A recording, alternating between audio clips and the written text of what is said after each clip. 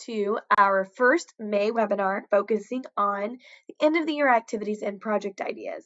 I'm Megan Endicott, your Georgia Department of Education Community Lead and Community Forum Moderator for General Music Kindergarten through 8th grade. We all know how hard it is at the end of the year to keep your students engaged and on task. And behavior can sometimes be very low, seeing that students have that summer fever. So here are some things to consider that can keep them really engaged and excited about their learning. They could be things like end of the year review games, reflection ideas, or culminating projects. So we're going to talk about a couple of things that maybe you could try in your classroom, or maybe you have tried, but we can spark a little new idea maybe today with some end of the year activities and projects. The first one that I want to look at with you are student portfolios and reflections. And I'm not sure how often you may or may not utilize student portfolios, but I want to share something with you that I use in my classroom. And throughout the year, I have the students collect work samples. And this, of course, could be done traditionally as you would maybe in the art room, right, with paper and pencil activities and a notebook and a folder, or it can be done digitally in a variety of ways. So I'm not going to lie, paper is my kryptonite, and I choose to collect my work samples digitally. It just works for me, but I know that everybody's a little different. Sometimes the kids just kind of want their hands on things, especially when we're looking at end of the year, culminating, let's check out all the things that you did. So I wanted to share with you one of my students' work. Before we do that, though, I wanted to kind of give you an idea of what this reflection process kind of looks like. So you're going to see that the kids are going to pull out all of their work and they're going to see it in one spot. And then I asked the kids to select which activity was their favorite. You know, which one spoke to them? Which one did they feel passionate about? And then why? The why part is very interesting to see. Sometimes it's because they enjoyed the activity, so it gives you a little idea about some of the things that you've given your students. You know, that was fun, and so I wanted to talk about that one because I really enjoyed that one. Or that one was really, really hard, and I really felt great that I was able to figure it out and got good feedback on that. Or maybe they say something like, you know, hey, I don't even know why I'm going to pick this one. Maybe it was just because I was really silly in it and it still makes me laugh. But regardless, you get a little sneak peek as to, you know, why are the kids interested in some of these activities? And then one of the biggest standards I think we sometimes don't really pull together as a whole and look at it as a big, you know, picture is that responding standard with the vocabulary, using appropriate vocabulary. That's RE1B. And a lot of times we don't have our kids really go through and analyze something for what it is. You know, what did I really get out of this? You know, sometimes we'll do that with our listening examples, but we don't really do it with their own student work. And having them take a second to really dig into that piece gives you a couple of interesting evidence. You get to see what the kids know. You also get to see what vocabulary, to what depth are they using their vocabulary in that. So it's really been helpful for that. It's a great end of the year activity to show all that they've learned with the concepts for the whole year, to effectively respond and show mastery that they've learned.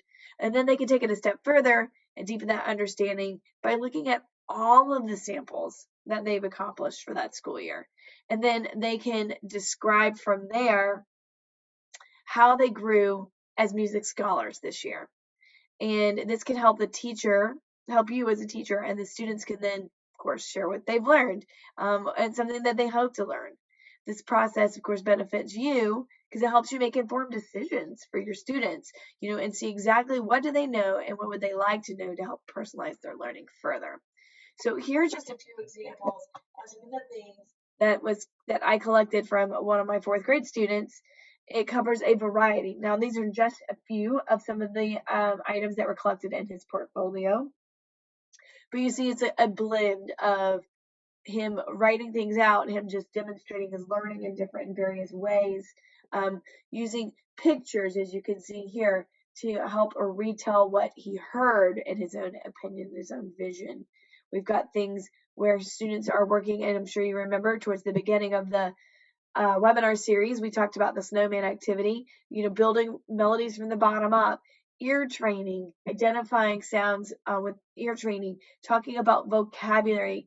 Do we really understand things? Low level, of course, depth of knowledge here. Going through and actually showing and notating that you can read pitch syllables. That's a little bit more difficult, we know, than traditional letter names. And then, of course, transferring that to instruments and playing it for us. Can you write it, but then can you also play it without knowing the letter names yet? Creating videos to show and demonstrate your knowledge and taking it from your basic low level activity to really ramping it up into a high level. So these are all just some examples of things that the student has accomplished this year. And I thought you'd be interested just to kind of see a stroll through his work samples, and then his reflection is coming, this week, the end of school, and I can't wait to see what he shares with us, and perhaps I'll be able to drop that into the chat just to keep the conversation going, to see what did the student say about his final productions, and how does he complete this form.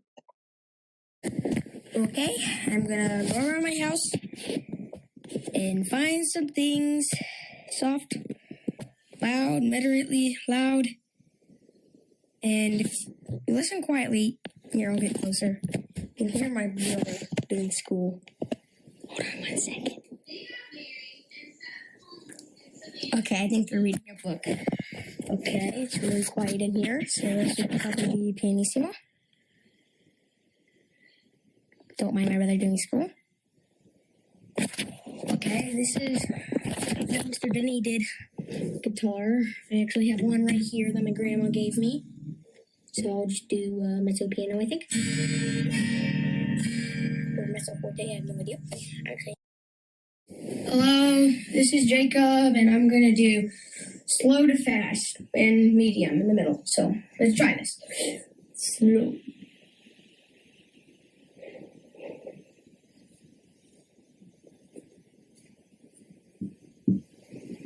Fast.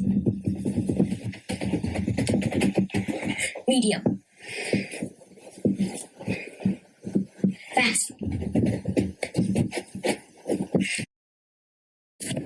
Hi, I'm gonna do the high, medium, and then low thing. So I'm gonna go high, medium, low, and then, yes. Alright, so high, medium, low. Hi, I'm gonna do the don't pop your bubble thing. So first let me make my bubble. Alright, then get in there, paint it, maybe put some stickers. Alright, now I'm gonna play the music. And when I was younger, I liked to do American Ninja Warrior courses here, so that's what I'm gonna do and dance to the music. Alright, let me play it. Alright, here we go. Going over there. Let me turn it up.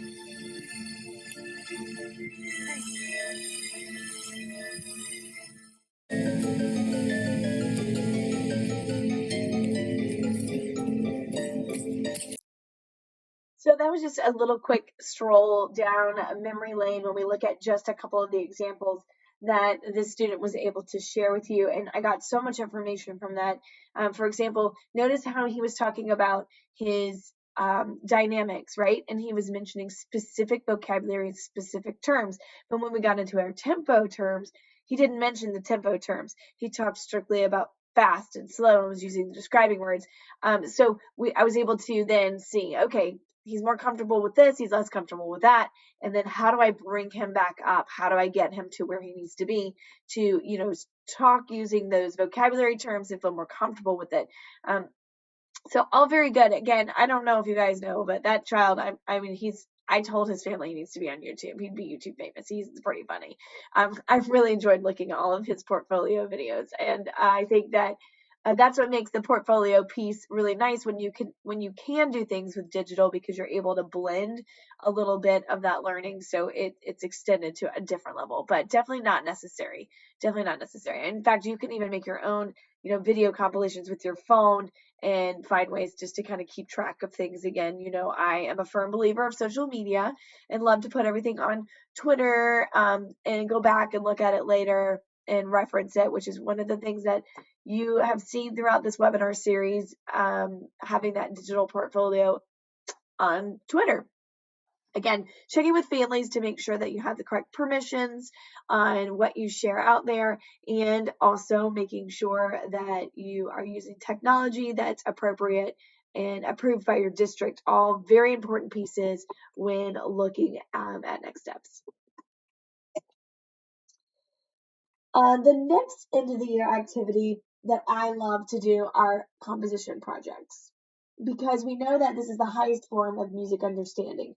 All the standards build and lead up to compositions. So we're going to look at a project that we've talked about before. I've shared this with you on the last webinar, if you recall. It's my Frank was a monster who wanted to dance. So students are working on building live melodic ostinati, or as they like to call them, loop tracks, to demonstrate their understanding of all musical concepts taught so far. This project's inclusive, and it requires two-way student feedback and an opportunity for students to build and develop their craft, which is super exciting and something I feel that the end of the year is the perfect time to do that. Above is a copy of or here on the screen is a copy of the lesson plan or at least the opening lesson plan for this composition project. You'll notice it begins with rhythmic review, because as we know, rhythmic is the first foundational element that must be mastered with our composition. And building up, our students then could do things to add in the melodic piece. But my students this year, or last year specifically, had a very difficult time with having, just the rhythmic review, because we study rhythm in the very beginning of the school year. And while we keep bringing it back, I think when you're writing it out and really getting into the composition piece, they needed a little extra lift. That's what the beautiful thing about diagnostic assessments, you could kind of see where your students need that lift. So that's why I started like this inside of the lesson plan you'll see here. And then we then take and build up that rhythmic piece. I had students improvise rhythmic compositions on a D minor pentatonic melody on Orff instruments. And that way the students could really hear their compositions and really understand what do they really like. Because we can write things on paper all day, but if we don't know what it sounds like, we don't know if we really like it.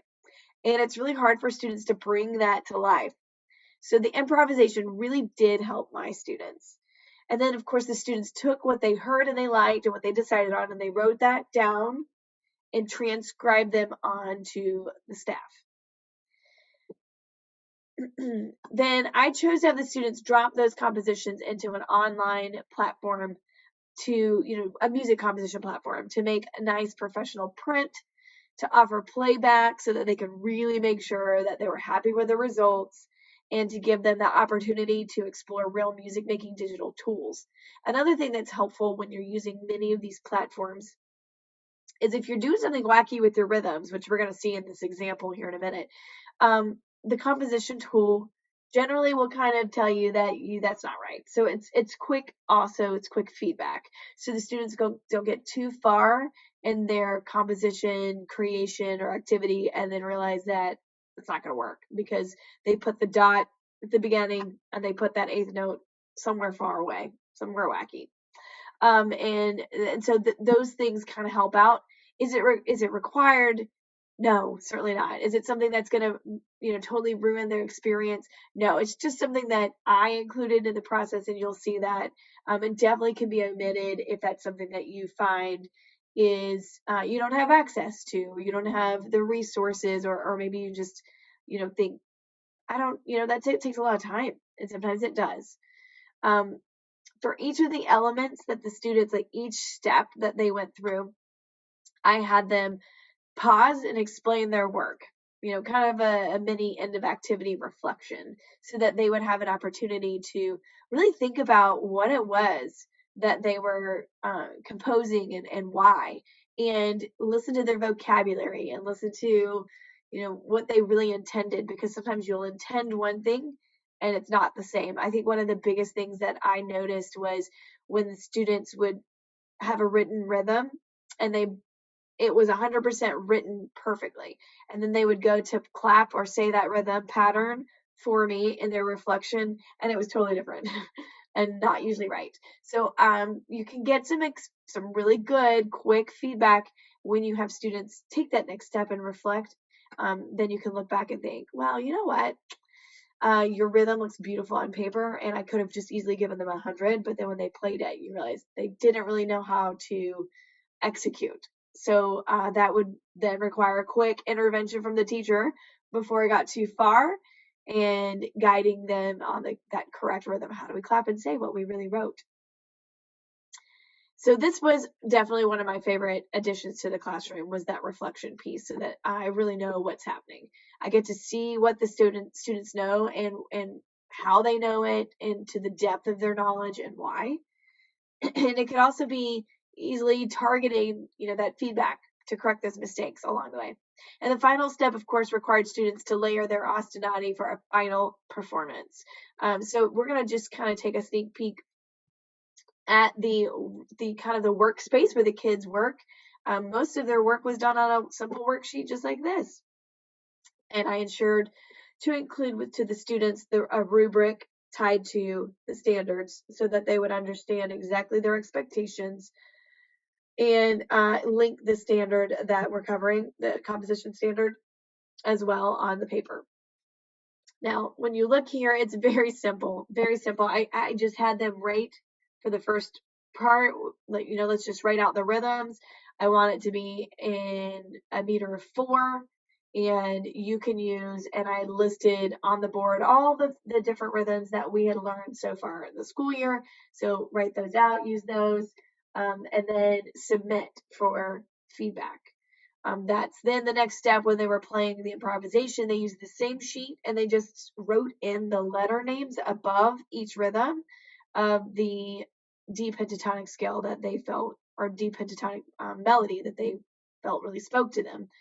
It was after this that they took just plain composition paper and transferred or transcribed their melodies from this working document. But this is kind of the magic, the meat, where it all started, and then regular composition paper from the next step. And then the students were able to play it on instruments, and it was beautiful. So let's check it out and see what the process looks like one more time, now that you have an idea a little bit more of what is happening on the back end, and we'll be happy to give you these resources as well.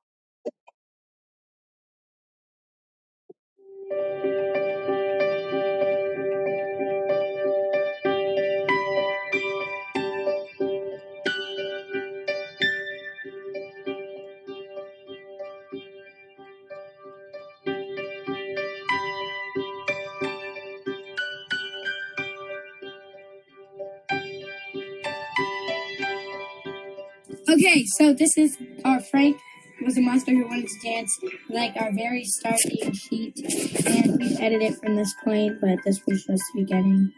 And then we have these 16th notes, which is equal to 1 beat. I mean, stop. And then we have this, which is equal to 1.5, because it's a quarter with a dot. And then we have this, which is equal to 2. And then we have this, which is equal to 1/2. And you add it all together. Yay! Plus sign. And then you get 4. And then this is just...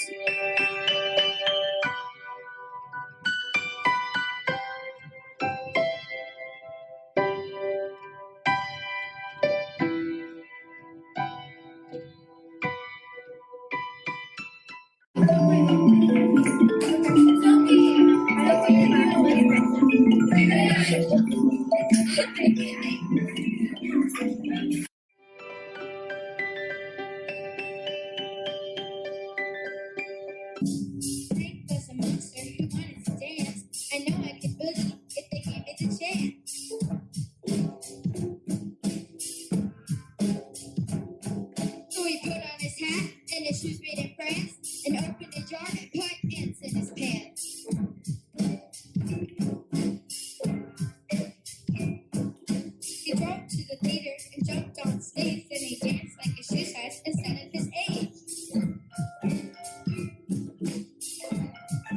Frank shook his shoulders, expanded his step. The audience screamed and couldn't get enough.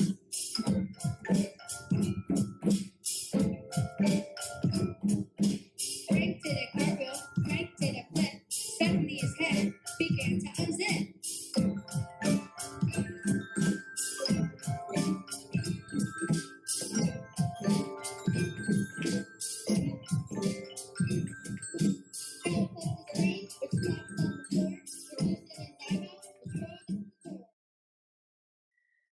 Now, let's not forget the power of a culminating project.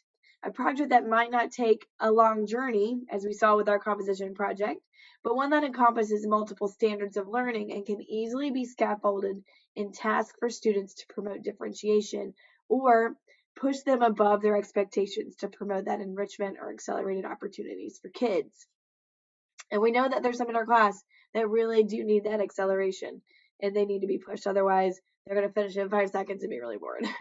So, sound stories could be great ways to demonstrate the power of instrument timbres, add expression, and even composition. These can be digital, they can be analog. Here are an example. Here is an example of a digital sound story. And while there are fewer resources out there that might be digital, students could certainly make their own. They could do something like you'll see here is a silent film, and they can lay out their own live tracks or sound effects, over the top.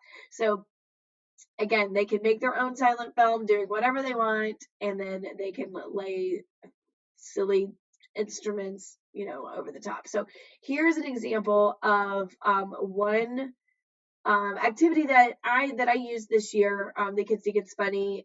This one happens to be the silent film that is the starting point.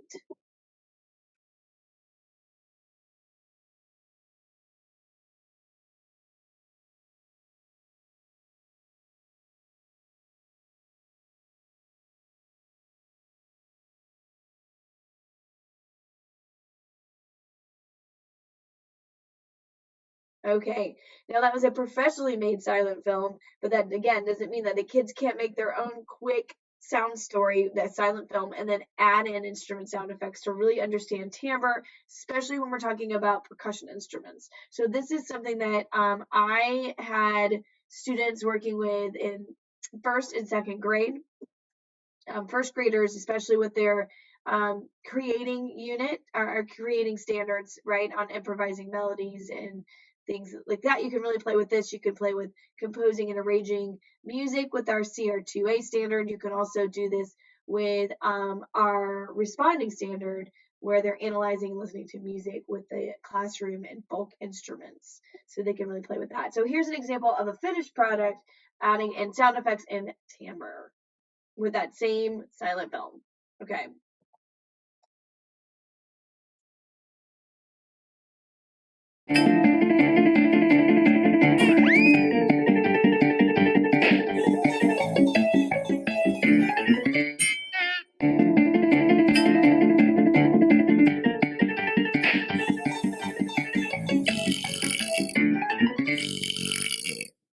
And of course, that one was titled Belch. So I hope you enjoyed that silly sound story.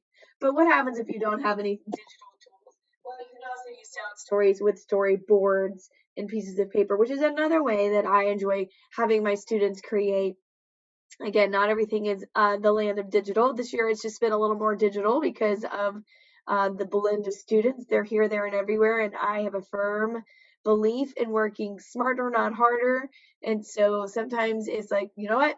You all have devices this year, and we have the ability maybe to use some digital tools because I have people at home and people that are not able to be in the classroom for traditional setting. So here is a written storyboard, sound storyboard, where students can really lay out their creativity. This is a great workspace. When students are creating and working, any way that you can help them organize their thoughts is a good idea. So students can use these boxes to create their own storyline by drawing in their own pictures of what's happening in the story or what's going, what could be the focus. And then the lines below can either tell the story or it could be a place to write their notes for how they want to perform this, because we could also make this a live sound story presentation. And this could be where they're adding in, high sounds, low sounds, sound effects, what instruments are going to play, their selection. Is it going to be loud? Is it going to be soft? Is it going to be fast? Is it going to be slow? So utilizing sound storyboards can be very helpful. And what I'll do is I'll give you access to this storyboard paper in editable format, of course, so that you can alter it and change it however you need, but definitely a good starting point for those of you who think that sound stories are fun. But let's say you're working with littles and you need even more guidance to help them create a sound story. Here's another example of a sound story project that I do with first graders. And you're going to see that sound story like this can be used at school or at home. So for example, right, this year we have kids that are at home and some kids that are at school, and this is a decent blend to do that work. This could be a culminating project for your first graders, connecting the song that you guys might recognize, Cobbler, Cobbler. And while this activity here, the way that it's laid out, is very guided, you can still offer some choice, some opportunities for students to explore through having live instruments set out that you think would go well with our cobbler story, and students can then explore, they can play instruments, and then they can make choices. So that way they'll give them more autonomy to have that ability to pick their instruments and see which one they like better. And I think also it's still important to remember the power of collaborative groups. So having your students work together with friends to make these informed decisions, to describe what it is that they're feeling or thinking, and to have an opportunity to, dig deeper into, informed decisions. Maybe even I find sometimes having that back and forth defending what it is you want and why really deepens student learning as well. So I'm a firm believer in anytime you can get them to work together with at least one other partner, the kids are actually learning more and they have more of a voice. They have more confidence in their abilities. They're not so scared and shy because they don't know what to do. And sometimes there's lots of questions. This helps with answering all those questions. So another thing that I really thought was great and helpful and something new that I've added was having a picture prompt. And this helped the students get a visual, for example, in this situation of a workshop, and the sounds that they might hear and the tools that they might see and how those tools could make those sounds. And that really helped them get a broader perspective and get into that creative space. And when they were exploring with instruments, they were able to make better decisions because they were like, oh my gosh, so a cobbler makes shoes. Look at his workshop. Look at all the shoes. Look at the hammer. He's also got a brush. And I'm sure most of them didn't think about, wow, a brush. What does he do with the brush? And we can have these open conversations to get the kids more, extra buy-in on some of the things that they're learning.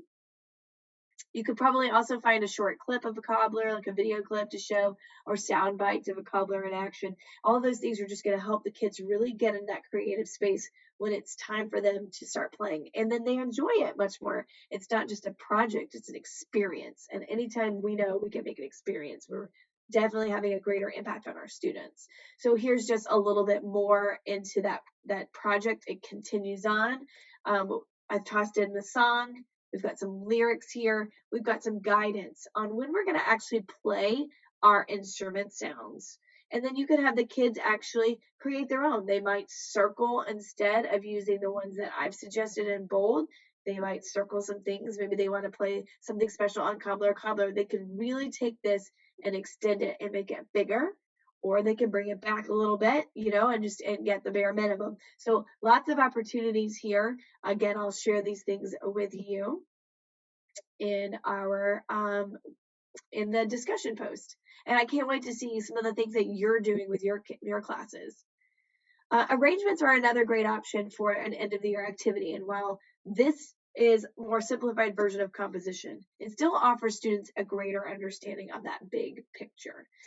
This can be done electronically using various available programs, or you can use tactile manipulatives. And so I'm going to let you listen first to a student arrangement demonstrating this ABA form that's aligned to that second grade composition in arranging standard 2C. And the responding standard, of course, is distinguishing between repeating and contrasting sections. So that's responding 1A. So just check out this work sample here from a student. Very simple, but still accomplishes our task of, are you arranging some sounds in a way that's more complex, and are you able to do something with it, so that you can hear it. The kids go through and really listen to each track and make tough decisions about what style do they want, and besides that, they also are looking, what sounds do I like best, and do they blend well, and so they're really making some really tough decisions. So let's listen to this one.